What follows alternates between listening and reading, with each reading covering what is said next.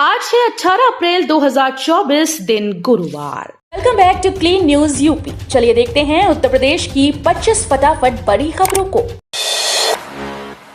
कानपुर और अकबरपुर लोकसभा सीट के नामांकन 18 से 25 अप्रैल तक चलेगी प्रक्रिया। सीसीटीवी में कैद होगी हर गतिविधि। कानपुर में लोकसभा चुनाव के नामांकन को लेकर जिला प्रशासन ने तैयारियां शुरू कर दी हैं। नामांकन के दौरान व्यवस्था बनाए रखने के लिए कचहरी परिसर में बैरिकेडिंग लगा दी गई। डीएम कोर्ट में कानपुर और अकबरपुर के उम्मीदवार एडीएम सिटी कोर्ट में नामांकन सुबह 11 से 3 बजे तक दाखिल करेंगे। पहले चरण के मतदान के दिन पीएम मोदी की अमरोहा में सभा, बंद रहेगा Badaun Bijnor state highway.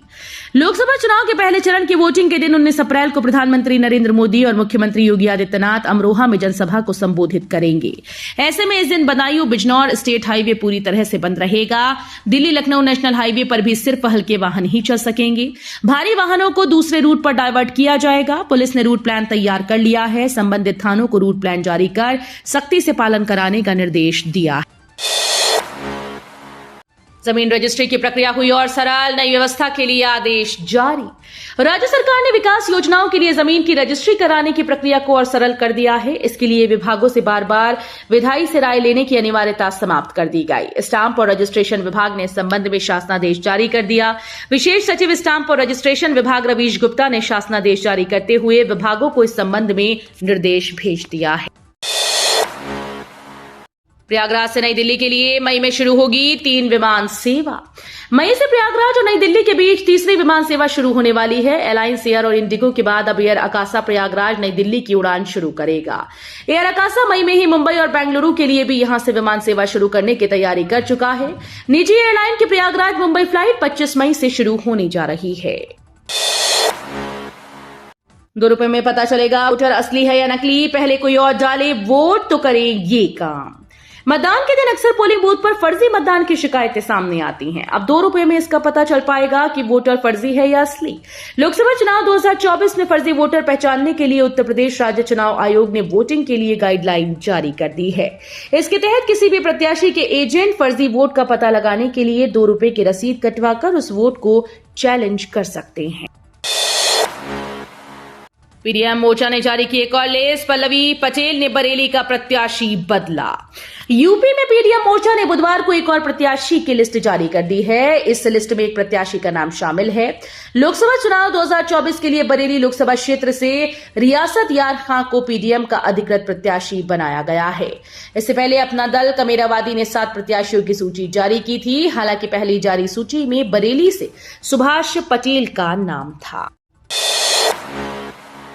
Primary school 72,825 trainee teacher भर्ती।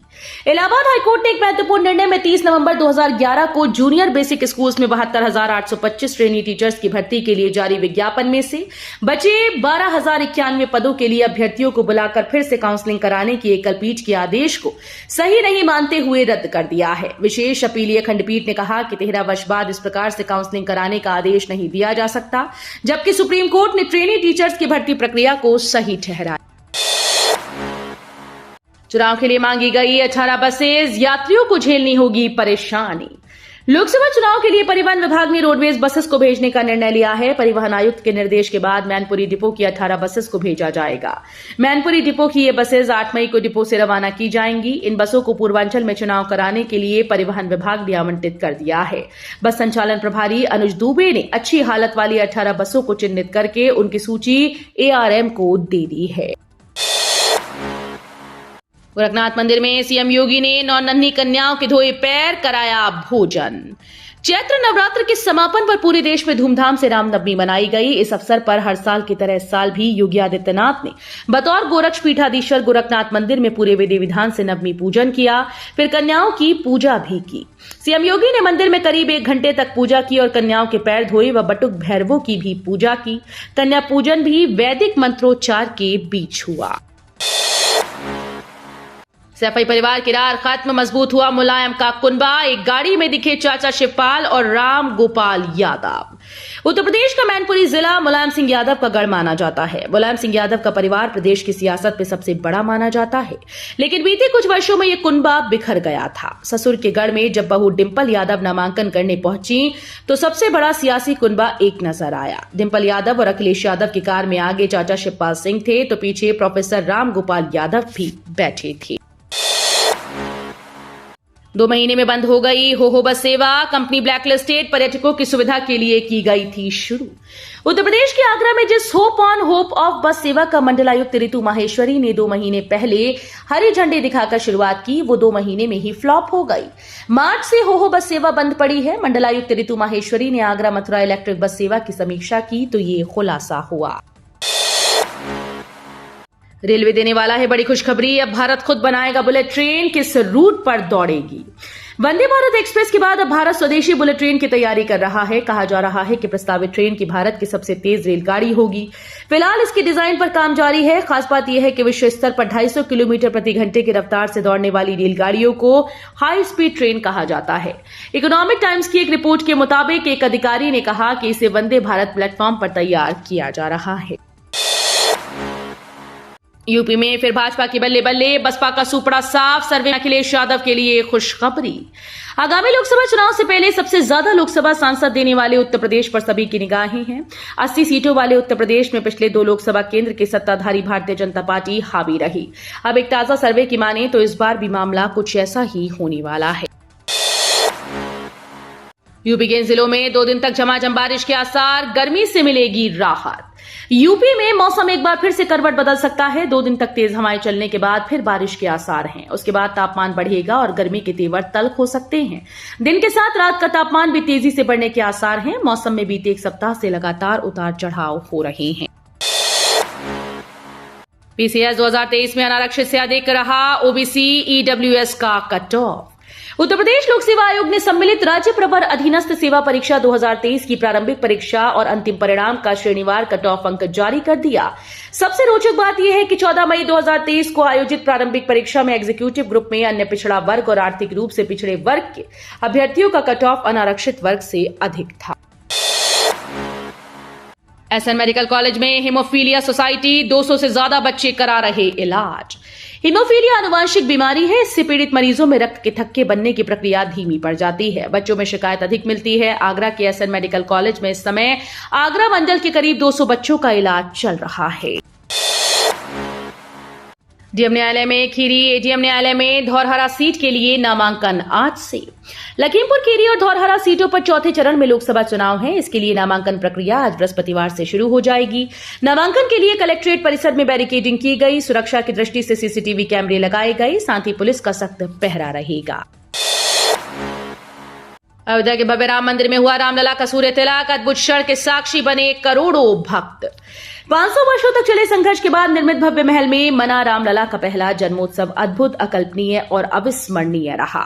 रत्न जड़ित पीतांबरी यानी पीला वस्त्र व सोने का मुकुट धारण कर रामलला ने भक्तों को दर्शन दिए। अध्यात्म व विज्ञान का अद्भुत संगम भी उस समय नजर आया जब सूर्य की किरणों ने 5 मिनट तक सूर्यवंश के सूर्य का सूर्य तिलक किया। कैंप लगाकर बनाया आयुष्मान कार्ड और आभा आईडी। पीएचसी मिरहची द्वारा क्षेत्र के गांव ततारपुर, नगला, चोइया और बुढ़ैना में कैंप लगाए गए। इसमें ग्रामीणों के आयुष्मान कार्ड व आभा आईडी बनाई गई। प्रभारी चिकित्सा अधिकारी डॉक्टर राहुल यादव ने बताया कि स्वास्थ्य विभाग की टीम लगातार कैंपों का आयोजन कर आयुष्मान कार्ड बना रही है। सरकार की नई नीति के तहत अब आभा आईडी भी बनाई जा रही है। आयुष्मान कार्ड के माध्यम से लोगों को 5 लाख रुपए तक के निःशुल्क उपचार की सुविधा मिलती है। चुनाव ड्यूटी में फोर्स। तपती दोपहरिया में जाम से जूझेंगे लोग। 500 होमगार्ड व 150 पुलिसकर्मी भेजे गए बाहर। उत्तर प्रदेश के आगरा शहर में 7 दिन लोगों को जाम परेशान करेगा। यातायात व्यवस्था में लगे 500 होमगार्ड और 150 सिपाही उप निरीक्षक को पहले चरण के मतदान में जिले से बाहर भेजा गया है। इससे एमजी रोड से लेकर अंदरूनी चौराहे खाली हो गए। नामांकन और विशेष ड्यूटी में भी पहले से ही कर्मचारी लगे हुए हैं। टाटा बनाएगा टेस्ला के लिए सेमीकंडक्टर, चीन ताइवान की उड़ी नींव। ऐसा माना जा रहा है कि साल 2026 के अंत तक टाटा का पहला सेमीकंडक्टर प्लांट शुरू हो जाएगा, लेकिन इससे पहले टाटा एक बड़ी डील कर चुका है जिसने भारत को रणनीतिक प्लेयर की लीग में शामिल कर दिया है। ईटी की रिपोर्ट की माने तो Tata group firm Tata electronics ने टेस्ला के साथ एक डील साइन की है। स्कूल खुलते ही जाली प्रमाण पत्र से लेकर आधार कार्ड तक बनवाने वालों की तादाद बढ़ी। 1 अप्रैल से स्कूल का नया सत्र शुरू हो चुका है। स्कूल में एडमिशन की मारामारी शुरू हो गई। ऐसे में बच्चों के एडमिशन से पहले आधार कार्ड बनवाना भी जरूरी हो गया है। यूपी के आगरा में इसके लिए परिजन हर तरीके की तिगड़म अपना रहे हैं। संजय प्लेस स्थित आधार कार्ड सेंटर पर प्रतिदिन 4 से 5 जाली प्रमाण पत्र लेकर परिजन बच्चों का नया आधार कार्ड बनवाने के लिए आ रहे हैं। अखिलेश यादव ने बिजनौर में जनसभा को किया संबोधित, गठबंधन को लेकर दिया ये बयान। उत्तर प्रदेश के बिजनौर में समाजवादी पार्टी के राष्ट्रीय अध्यक्ष अखिलेश यादव आज नजीबाबाद के हरसवाड़ा क्षेत्र में जनसभा को संबोधित करने पहुंचे। पार्टी कार्यकर्ता सुबह से ही जनसभा की तैयारी में जुटे थे। लोकसभा चुनाव के नगीना सुरक्षित सीट के सपा कांग्रेस गठबंधन प्रत्याशी मनोज कुमार के पक्ष में अखिलेश यादव ने जनसभा को संबोधित किया।